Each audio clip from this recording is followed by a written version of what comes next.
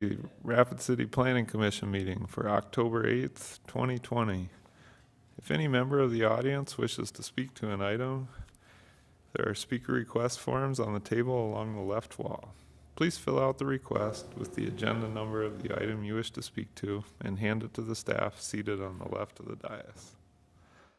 At this time, we would also like to ask that if any member of the audience has a cell phone or other electronic device, that you either turn it off or turn the ringer to silent. If you need to take a call, please step out to the hallway so the meeting is not disrupted. Items 1 and 2 have been placed on the consent calendar and may be approved as a group. Action will be taken on all consent items in accordance with staff's recommendation by a single vote. Any item may be removed from the consent calendar by any planning commissioner, staff member, or audience member for separate consideration at this time. The findings of this planning commission are recommendations to the city council. Are there any item 1 or 2 that staff would like to remove? No, thank you. Any items 1 or 2 that any planning commissioner would like to remove? And then any items 1 or 2 that any audience member would like to remove? The chair would then entertain a motion to approve items 1 and 2 in accordance with staff's recommendation. All right, Rachel made the motion, and Mike Gallagher seconded that motion. Any discussion on the motion? All those in favor, please say aye. Aye. Opposed? Motion carries. And now we're on to Wade.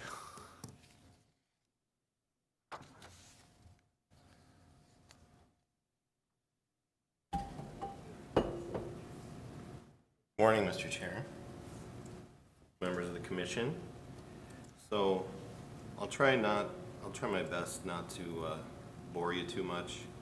This isn't the most exciting stuff, I understand, but I have I think I kept it under 20 slides, so hopefully it's not too bad. Just wanted to review some of these issues. We've talked about them in the past. Some of the other attorneys have made presentations. I think maybe I've done it once since I've been assigned to the commission, but I know we've got some new faces, so we wanted to kind of go over things again. Maybe I'll get closer to one mic and that'll help. So really the two main things we wanted to talk about are ex parte communications and conflicts of interest. So we're going to start with the ex parte communications. This is a Latin term and it means from the part as opposed to the whole. So basically it's one side of an issue communicating with you as a decision maker. It's outside of a public meeting of the commission or the board if you're the Board of Adjustment. So basically that's the simple thing that we're looking at, is when one side talks to you outside of the Planning Commission meeting or the Board of Adjustment meeting. And so who can that be? It can be a developer that's got an application in. It can be their consultant. It can be a neighbor. It can just be an interested party that wants to come to the Planning Commission and influence the way you make a decision. So it's almost anybody, but it's excuse me, it's focused on somebody who wants to influence your decision. They want to provide you with facts. They want to show you the layout of a piece of property. They want to tell you why something is a good idea or a bad idea. So one of the main reasons we're concerned about this is a lot of what you do is a quasi-judicial proceeding. And so you've probably heard that term a few times. These are the basic elements. It's a public body. You're exercising some power of the state through the city. You're looking at facts, arguments. I say arguments, but persuasion, it's really a policy type of thing. Is this a good idea? Is this a bad idea? Would this fit? Would this not fit? You're applying state law, you're applying city ordinance to the facts in front of you, the application, and then you're making a decision. And so these things are generally, when we advertise for a public hearing, we notify the neighbors, we notify the public at large that we're going to be looking at something, and it's conditional use permits, it's plan developments, comprehensive plan adoption and amendment. These are things that require public input that we notice a public hearing on, creation of a TID, variances obviously. I didn't put zoning in here. Those are generally legislative decisions by the council. And so you have a recommending function where you look at it and say, should this be rezoned? If it's newly annexed, what should it be zoned? How does it fit with future land use? It sort of goes back to the comprehensive plan, and what's the vision for this, this area or this piece of property. And so that's really, arguably it's not quasi-judicial proceeding because you don't make the final decision. You make a recommendation to the council and say, this requested zoning fits with this area or doesn't fit. You should zone it this or you should not zone it this. So it's really this list up here that are the quasi-judicial functions. Your decision is final on most of these things. There are some appeals, but if there is no appeal, it's final. And so that's kind of what the creation of the TID is a little bit weird in that if you say no, it doesn't go to city council. Some things, if you say no, they can appeal or it'll automatically go, but that's one of those where if you say no, it doesn't go any further, and so that's why that's on the list. If you guys want to jump in with questions, I'm happy to answer them. I do have, we can wait till the end too, but if you do have questions, please let me know. So all of these things require due process. If you have a quasi-judicial proceeding, you have to give the person, the applicant, the neighbors, the interested citizens due process. And so that's basically notice. We mail out our notices, we publish in the paper, we publish our agenda and post that so that the public is on notice. We give everyone an opportunity to be heard. And besides the due process requirement, there's also state law requirement that you have to have public comment at your meetings. So we have to give everyone an opportunity to come and speak to the commission to give their view on things. The last thing is really the important thing for you, and that's to be fair and impartial decision makers. And so what that generally means is you're not biased one way or the other, and you don't have a conflict. We'll talk about that in a little bit. And you don't have a predetermined outcome in your mind that, oh, this is the best thing ever. We're just going to kind of go through the motions and we're going to get this pushed through. So you have to come to the meeting, listen to all the information, look at the documents, and make a decision. And the due process requirement, and it's pretty basic. It's not really anything complex, and I think that the law recognizes that you're all people that have your own experiences, your own views, and we're going to talk about a little bit in the conflict stuff, but it basically presumes that you can make an objective decision. So it's really not talking to one person and getting that one side and making a decision based on that without everything in a meeting. It's coming to the meeting and listening to both sides, or all sides if there's more than that. So those are really the issues, are influence. If you're talking to a developer outside of the meeting and they are selling a project, basically they're saying, well, this is going to be great, it's got all these benefits, it's going to do so much, and you think, yeah, what a great project, and you come to the meeting thinking, all right, let's dispense with the formalities and get this moving forward, it's a great thing. You miss out on the opportunity for neighbors to say, well, this is going to be a huge problem for drainage. They're going to end up flooding the neighbors because they're going to overbuild this lot. It's going to be, whatever it might be. You don't hear that other side of it, or you're predetermining your outcome. You're thinking, well, this is the greatest thing ever. It doesn't matter if there's a couple of minor downsides. We're just going to push this ahead.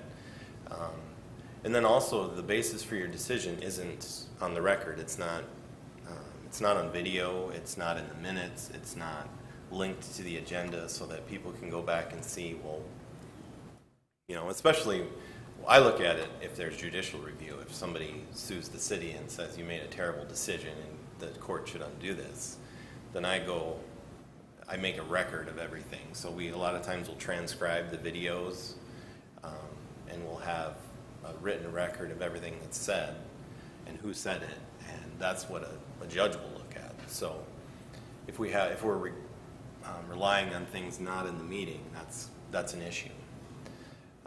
And then, lastly, it just violates our idea of fairness, that one person can talk to you first or talk to you the most, and then they're going to get what they want, and everybody doesn't get a say. And so that's really one of the major issues. Is it seems unfair that you're going to be biased for a person if you meet with them outside the meeting and come with your predetermined ideas. So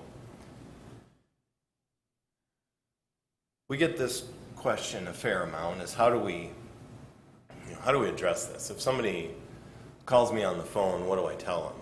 Or how do I politely tell them that they need to bring these issues to the meeting? And that's, obviously you can ask them to stop talking about it outside of the meeting and say, just kind of explain that we're required to talk about all these things in a public meeting. And you can cite me, you can say our attorneys will yell at us, or you can, just talk about fairness. But I think a helpful thing is to ask for written comments, because we can take those and distribute them to the whole commission.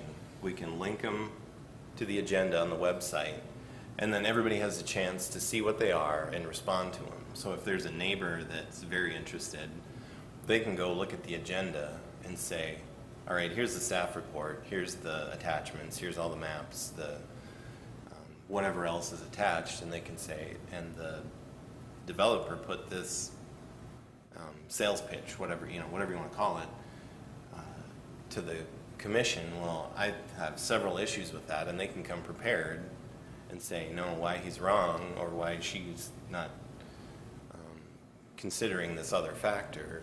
They can come in and tell you that in the meeting.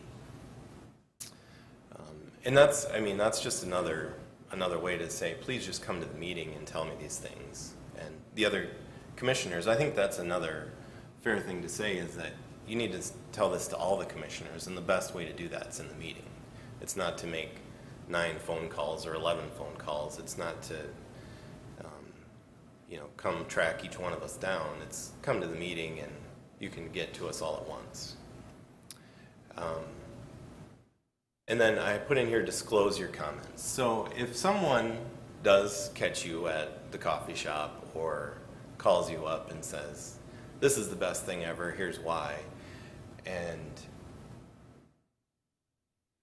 proceeds to talk about whatever project, what you really need to do is come to the meeting. When that comes up on the agenda and you discuss it, I think you need to just disclose. So the applicant called me and here's what they said. And it doesn't have to be word for word, obviously, but it can be, they talked about the economic development benefits. They talked about the need for housing. They talked about whatever. And so I think you can summarize and just say, this is what they said. And I think that's, it's important to disclose that to the rest of the commission so that they know, this is a benefit or this is a drawback, whatever it might be. The last thing I had on there is disqualify yourself, but that's really only if you feel you can't be fair.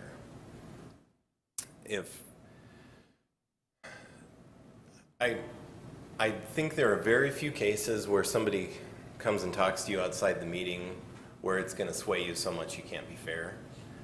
I think most of you are reasonable people, I guess. I don't know you all super well, but some of you I know better than others. But I think that you all have the ability to listen to somebody and to listen to two sides honestly and make a decision. And that's probably why you're sitting in the chair you're sitting in right now. But I think it's very rare that you'll have to disqualify yourself. I think the important thing is disclosing the comments. I think disqualification is a sort of an extreme thing. I think you can tell someone that they need to stop talking to you, and you can use that sort of as a way to tell them, listen, if you talk my ear off for an hour, you might get to the point where I'm going to have to disqualify myself because I've spent so much time with you, and all I've heard is your point of view. So, generally speaking, I don't think that disqualification is something that would happen very often. I think it's, like I said, pretty rare where you would be so swayed that you feel you can't be fair and impartial. So that's really kind of up to you. We'll get to it in a little bit here. There's probably an option where the commission could decide you had a conflict, but generally speaking, disclosure is the key. So site visits, and these are an interesting issue because a lot of times, we have a lot of varied property in Rapid City. I mean, there's a lot of different topography. Honestly, the law recognizes that every piece of property is unique. Like that's just a tenet in the law is that no two properties are exactly the same. They might be two lots right next to each other, and for all intents and purposes they are, but we recognize them as two separate and distinct pieces of property. And they have their own features, their own individual properties. So when you look at a site visit, I'm not going to tell you you can never do that. You can't go drive by something and look at it and see how the land lays, what the topography looks like, what you think would fit there or doesn't fit there, how close the neighbors are, the traffic, all those kind of things. The thing I put on here is that the entire commission, like we've done it in the past, not very often, but we've done it before where the entire commission goes to a site visit and we've noticed a meeting and said, we're going to meet out here. The Southside Walmart's an example of that where we took the entire commission and said, here's the plan, and they looked at the site, and there was a lot of neighbor input. There were a fair amount of neighbors there that were at the site visit too, and so that's something too where you have both sides represented, and you have the public has noticed that you're going to look at a piece of property and they know what the application is. So that's an option. The thing I'll say is that you should not go with the applicant. If they say, you need to come take a look at this and let me show you my vision for it, that's problematic to me. I think that it gives them sort of an inside track when it comes to persuading you to their point of view. Because maybe it's their property and they know it the best, but there are probably some neighbors that know it pretty well also that have lived there for several years, and so they can, it's tough when you're standing in front of it and somebody's pointing to it and then a neighbor comes up in the meeting and says, well, but there's this spot and it's hard to describe. You can look at a picture or a map and it's just not quite the same.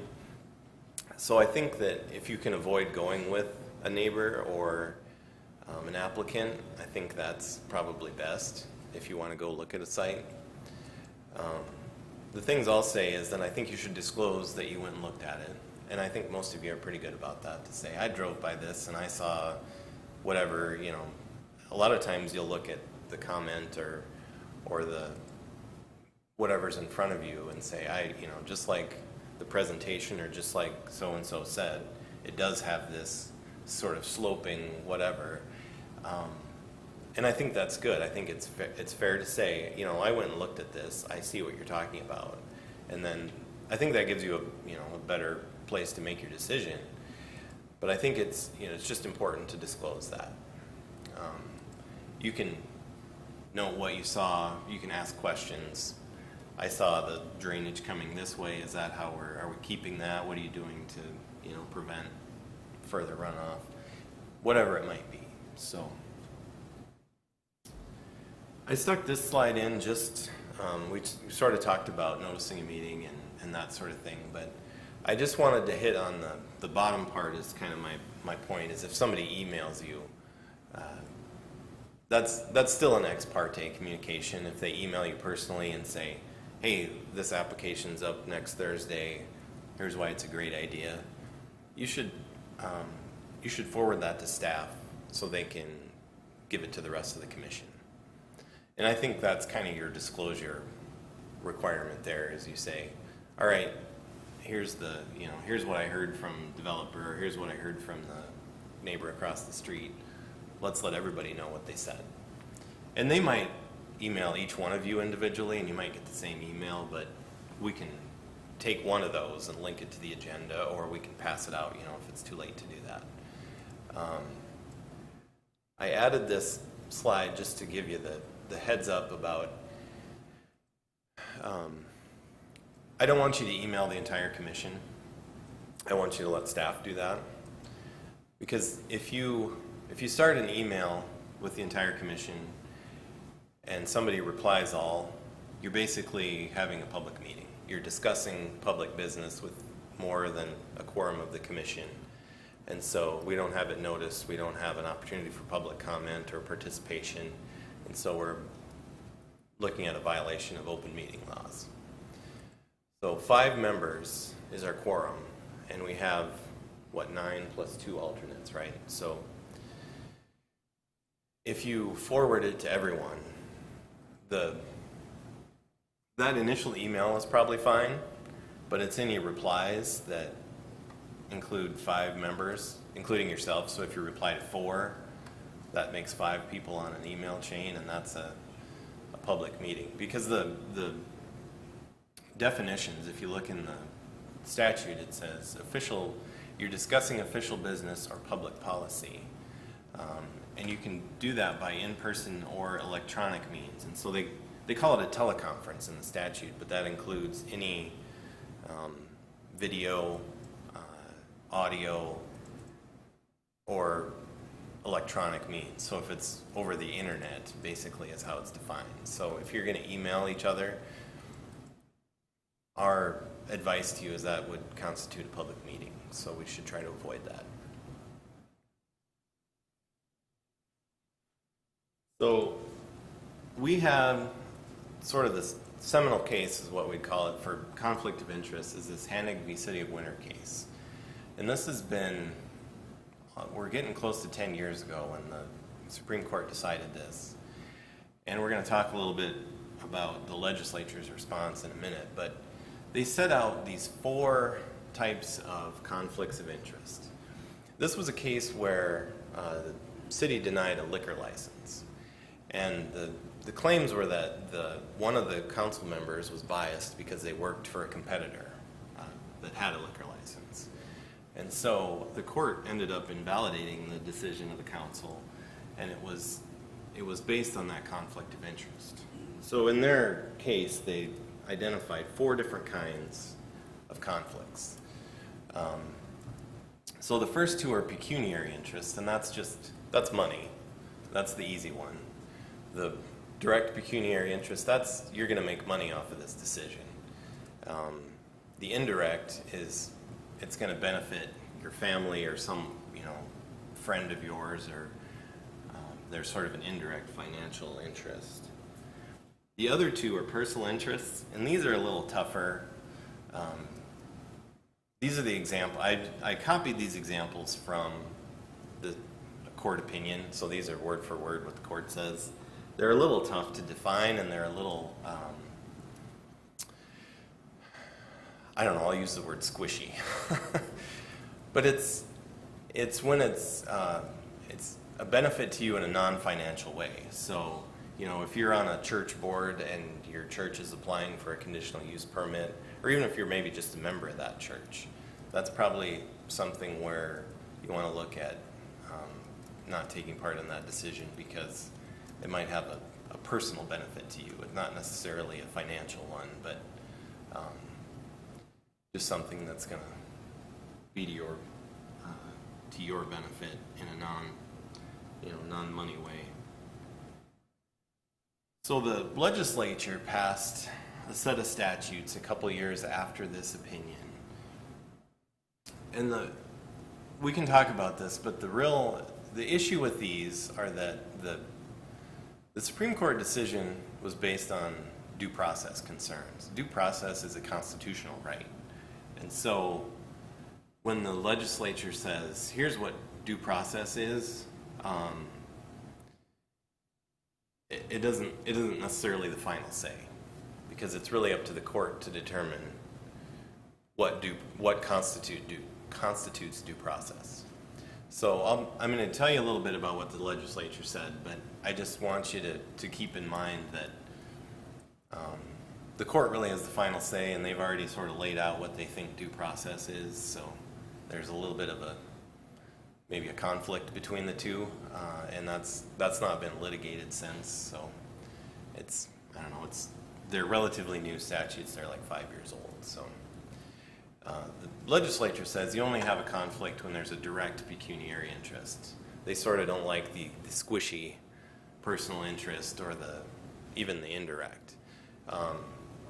Although they have this second bullet point there, and I sort of distilled it to this, but it's 2/3 of the body votes that an official has an identifiable conflict. And I think that gives a little more room for the indirect pecuniary or the personal interest, where I don't think many people would argue if you were going to vote on something that your son or daughter brought in front of you, that maybe that's not appropriate. If this is their project and they're going to make a lot of money, that maybe you shouldn't be voting on that. The thing that I'm going to tell you too is that you always have the city attorney's office for a resource. You have the planning staff as well. So if there's a question about it, please contact us. You can email or call. We're happy to assist in that. But that's the other, is the 2/3 of the body can vote that you have a conflict of interest, and then you'll be disqualified from considering that. The statutes also say that ex parte is allowed. It just has a disclosure requirement. And I'll say I don't necessarily take issue with that in most cases. Like I said earlier, I think disclosure is the key. I think it's a pretty rare case where ex parte contact would disqualify you. We've seen a couple of, there's a Turner County case that the Supreme Court decided that basically disqualified a county commissioner, but he was very active, I will say. He met on site with the developer and with neighbors, and if you're doing that kind of, you're spending a lot of time outside a meeting with people and going to the site and sort of almost negotiating, it sort of puts you in a tough spot to come back to the dais and vote on something. So if you're talking both sides outside the meeting and you're offering suggestions to either, and that case was, I think it's a little bit extreme, and that's why the court said he was disqualified, but it was somebody who was brokering a deal. And so I think that's an easy case to say you shouldn't be making a decision when you're out here brokering a deal between these two parties and then trying to take off this mediator hat and sort of put on a decision maker hat. That's probably not appropriate. The statute also says that they presume you're objective, which I think is probably reasonable. And I don't think a lot of people would have an issue with that. And then it says disqualification can only be based on clear and convincing evidence of bias. And so that's, it's helpful that there's a standard to say, all right, you participated in this and you shouldn't have because, and there's, evidence of bias. So, again, I'm happy to answer questions if you have them. We have a city policy on conflict of interest that includes all the state laws. We also have some federal grant requirements that play into that policy, but a lot of that doesn't really concern you. It looks more at some other departments and our use of federal money and how we operate, whether it's human resources or spending money. So, and then lastly, that policy provides that you can get a city attorney opinion if you have a question about a conflict. Generally what happens is you would ask us and we would provide you an opinion and we would let the rest of the board know. Because a lot of times people have similar questions, and so I think it's helpful to let the rest of the commission or the board know, here's the situation, here's why there is a conflict or why there's not. Generally that's confidential. It's not, it's attorney-client communication, and so it doesn't have to be disclosed to the public unless the entire, well, I shouldn't say the entire, but the board votes to disclose it, basically to waive the privilege, which I can't think of a time that's happened, but it's, I guess it's an option. So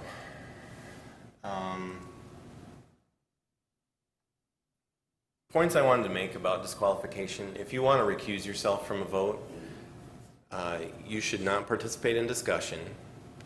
You don't have to leave the dais. Some people do, some people don't. But you shouldn't participate in any part of it. If there's a motion to continue, you should not participate in that. You should, it's not just the approval, but you should just not discuss or act on the item. And I just noted the quorum. If you disqualify yourself, we don't necessarily count you towards the quorum as far as what vote needs to be taken. The exception would be the variance, because that's the toughest thing to get from the Board of Adjustment, from you folks, and that requires a 2/3 vote of the entire board. You have to have 6 votes to get a variance. Doesn't matter how many people are here, how many are participating, you need 6 votes. So that's kind of the one little quirk to that. Most everything else is just the majority of the quorum. So if you have 7 people here, you need 4 votes to approve things. It's the variance is kind of the exception to that, where you need 6 votes regardless of participation. Well, that's pretty much what I had. I'm happy to answer any questions. Super exciting stuff, I know. So.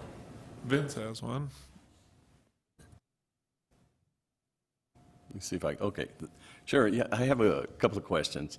Mm-hmm. You mentioned zoning. It was in a different category. Well, let me use an example. I know we asked a question some time ago regarding urban hens, and there hasn't been anything that has come in front of the Zoning Board of Adjustment Planning Commission regarding what currently is undergoing right now in the City Council. Is there a reason for that? I think I think part of the issue is it's not necessarily going to be a zoning change. I think it's going to be in the animals, isn't it? Isn't that the idea? So items that are brought before you are out of Chapter 17 are zoning regulations, and Chapter 16 are subdivision regulations. That's what you've been granted the authority to review. This is out of the animal regulations. So even though we were asked this time to participate in drafting a document, which we have, the planning department has never been involved in that in the past, because we don't participate in any of the registration or policing of it. So again, it would be something that would go directly to council, since they mandate all of the Rapid City Municipal Code, The items that are brought before you folks are specific to chapters 16 and 17. Okay. So with ex parte communication, it also pertains to the city council members, is that correct? Yes, it's relative to quasi-judicial proceedings. And so ordinance changes generally are legislative actions. So they sort of, I mean, they wear different hats sometimes at the same time. So if they're passing an ordinance, that's legislation. And so they have a lot of discretion there. And I think the ex parte is sort of expected in a legislative setting, that you call your ward representative on the city council, you call your congressman, you call your state legislator, say, hey, what are you doing? Or, hey, I need you to vote for this because it's a great idea. Or, why would you vote for this? It's a terrible idea. In the legislative realm, it's really, I think it's more expected than it is. In the quasi-judicial, it's more, we want this to look, I don't want to say like a court, but more like a court. Like, it should be in a meeting. It should have a record of what happened, of, you know, who said what, and the discussion should be on the record to say this is kind of why they made their decision. So it's sort of all in the meeting. It sort of all gets toward that record. So. Yeah, and you mentioned in your slide presentation that there was, you gave some specifics, like you probably wouldn't want to go with your neighbor to go look at the site or something to that effect. With the communications that we have now, which is like social media, for example, you can be on social media and there would be 100 opinions about a subject one way, and maybe 2 another way. And then you can have an open meeting where 200 show up with the exact opposite results. Sure. I guess what I'm trying to ask is that would it be considered ex parte if you're reviewing all of this and already come to that council, to the meeting with a predetermined decision? I think that's problematic. The thing I'll say is that if you're just scrolling through your feed, your Twitter feed or your Facebook feed, and you see, hens is a good, I mean, it's just I'm sure there's a lot of chatter about that. I've seen a little myself, but whatever it might be, say it's a new development on the south side, and you scroll through and you read some of the tweets or some of the comments or the replies or whatever it is. I think that I wouldn't call that necessary. It probably has the same effect as ex parte, but I think I'd ask you not to come to a decision based on that. I think you should bring that to the meeting and say, okay, I've seen on social media people say this, like the idea is to do something other than what's in front of us, or, a lot of social media has rumors. I mean, it's not always necessarily fact-based. But I think what you should do is bring that to the meeting. It's not necessarily the same as a disclosure, but you can say, I saw neighbors are saying this is really, bad because, and ask the applicant, can you address that? And then I think you bring that into the meeting and you say, here's the thing I saw. Can you address this? Like, tell me why this is not true, or tell me why you're dealing with this issue. Tell me why you've addressed that. And so I think that, brings it into the meeting, and then I think you get both sides of it, and then I think you can make a fair decision.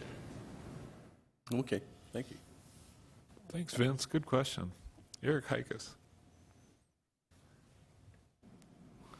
Thank you, Mr. Chair. I have 3 things to say. First, Commissioner Vidal, that's the perceived reality we're all facing with social media now. It's actually significant how our filters through Facebook or other things, we look in there and we're affected by those we know, right? So I'm particularly fascinated with that. And then, Counselor, I'm going to disagree with you about your opening statements about ex parte. Your presentation was excellent and not boring whatsoever. I think it was quite well done. Thank you. I appreciate it personally, and I learned a lot from even the nuance between quasi-judicial and quasi-legislative in the two boards, the Planning Commission and the Council. Those are actually well stated and well described. Thank you. And then the last is a story. So my first Planning Commission meeting, my neighbors had a variance, and they came over 2 days before and sat on my porch and told me all about why the variance should be granted and the hardships and such. And I remember sitting there thinking, you know, I really think this is affecting my objectivity here, and I should have said right away that, hey, maybe you should stop talking, but I didn't want to be rude, so I listened through everything, but then I did tell them at the end of what they said was, you know, I'll be abstaining, but, you know, I think you made some good points, you know, but anyway, I thought that was my first challenge. This presentation would have been much more helpful. I would have been much more effective having this presentation that first meeting, for example. So, thank you. Haven. Wade, you mentioned disclosing if after the application was made, we went out and visited. Before the decision was made, we went out and visited the site. But, you know, in a lot of cases, we might be very familiar with the site before we even had, the application was before us. I guess, so we're kind of talking about before or after we know about the application, what disclosure is required if we're familiar with the site without having specifically taken a site visit after the application was made or petition was made? Well, that's a good question. I don't know that I have a bright line answer for you. I can see if, say, Rushmore Crossing, somebody came in to say we want to do I don't know, they needed an amendment to a plan development. I'm not even sure what they have out there, but they're adding a building in a different spot. I don't know what, you know, just for an example. And there's probably, most everybody on the commission has probably been out to Target, or they've eaten at a restaurant out there, or they've, you know, Sam's Club or something. They've been to one of the stores.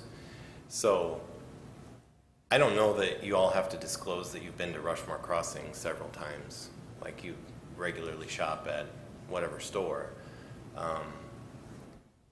I think it's probably understood that when you have a big commercial center like that, that a lot of people go there on a regular basis. So I don't know that that's really important to say, hey, I go there all the time. I can see a lot of you saying that in your comments because you can, that's just a way to relate to what is being discussed, to say, when I go there, I always find a parking spot on this side, or I always come in using this street, or I come in, you know, the back way, or whatever you want to say. So I think that a lot of that sort of comes out just organically, I guess, through discussion. I'm thinking to the, you know, if there's a spot you drive by on your way to work every day, it doesn't, obviously it doesn't hurt to disclose that. I don't know that it's really 100% crucial that you disclose every time you've seen a site in Rapid City. I think if you go there to look at it based on an application, you need to disclose, but if you're just familiar with that site or that area of town, I don't know that that's really necessary for you to disclose that, if you're just familiar with it, based on your everyday routine, or, you know, the way you go to work, or you have a really good friend that lives next door or something like that. You know, that might be important for another reason, but I don't think it's crucial that you disclose that you just happen to be familiar with that piece of property. Sure. So I've sat through a few of these presentations over the years, and one of the things that I heard one of the attorneys say some years ago was, if you go out to the site and you see something that affects your decision-making process, then you should share it. And you guys are all great about doing that. How many times have we seen an application where, and let's take Rushmore Crossing as an example, and you're going to hit that light and say, you know, I've been out there and I'm concerned with the traffic on Eglin Street. What are we doing to get something signalized? Or maybe you've gone out specific to look at the site. You saw nothing different than what was in the report. We don't have any objection to it. But you saw maybe drainage coming off the southeast corner of the property, and you didn't see that addressed in the staff report. You hit that light and you say, I was out there, I reviewed the site, I've got concerns about the drainage. How are you addressing that? And I've found that to be a good rule of thumb. If you see something that isn't being presented to you, that isn't being discussed in the meeting, but you're using that to make your decision, then share it with all of us so we can all use that in making the final decision. You guys really do a good job about disclosing inadvertently anyway. Thanks, Vicki. Any other questions for Wade? I always try to come up with one. I've seen this one a few times. And this time I was going to ask about what Haven asked about, so I got my question stolen. All right. And Vince, I also want to thank you for bringing up social media. I intentionally stay out of it, but that is becoming or I shouldn't say becoming, has become a major way of communication outside of a meeting. Vicki. So just kind of something that maybe some of you don't realize, but it was brought to our attention several years ago that discussions with staff about an item outside of this meeting is also ex parte communication. It seemed like years ago there was a get out of jail free card. You could always call staff and say, okay, what's the real issue here? And it was determined that we cannot do that. So if you do call us and if you've got questions about the specific application, we encourage you to bring them to the meeting so that others may have that same question and we answer it. However, if you've got a question, a general question about the zoning ordinance, and I'll give an example. We had an item not too long ago, and it had to do with residential in the general commercial district. A planning commissioner was somewhat confused about what the ordinance said. So it got a little confrontational in the middle of the meeting about what did the ordinance say. We would prefer in those instances, that would be a question you would call us, because you're not asking about a specific regulation. You're asking for clarity on the ordinance itself. Then when you take that information to the meeting in reviewing that application, if you still have questions about, in this particular situation, with this application in front of us, how does that apply? Great question to pose in the meeting so that we can make sure everyone is clear. So just if you should call us, and we do have a couple of commissioners that do from time to time call, you will hear staff disclose that. We will hit our button and say, we just want to disclose that Commissioner so-and-so called us and had questions, and we'll share those when the item comes up. All right. Mike. Wade, I appreciated what you presented also today. I've been through this before, but you always get a little something more, so I do appreciate you coming in and giving this to us. I guess, is there a way to present your slides and just email those out so that all the commissioners would get them, so if there was question along the way that they could refer back to, or? Sure. No, I can email the commission just a copy of the presentation, and then you'll all have my email, so if you have questions, you're free to ask. Okay, thank you.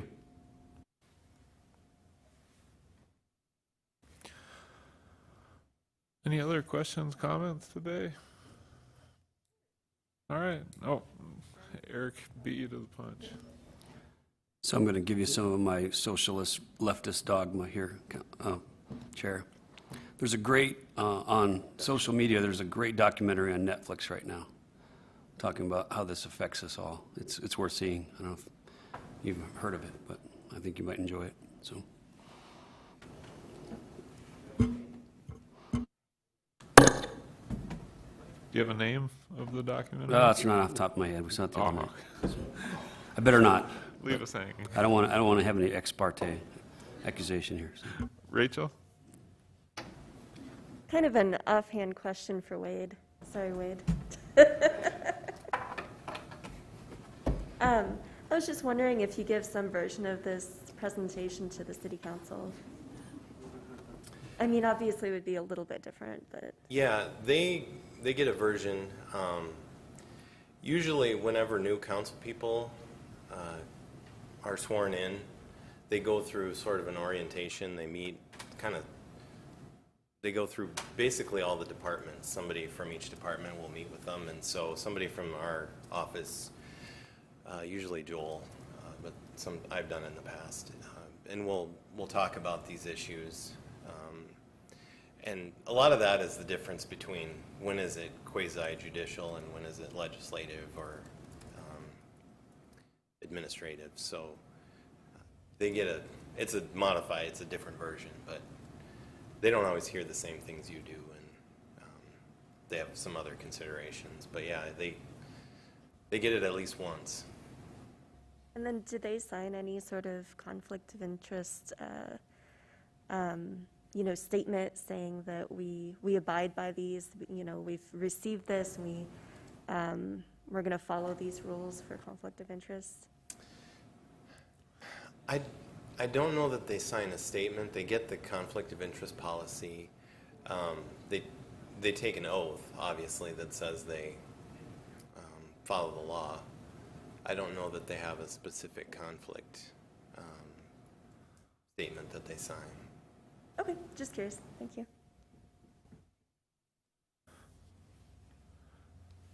All right, other questions or comments? Any other items today? All right, I'd look for a motion to adjourn then. Rachel made the motion to adjourn, and Vince seconded that motion. All those in favor, please say aye. Aye. Opposed? We're adjourned.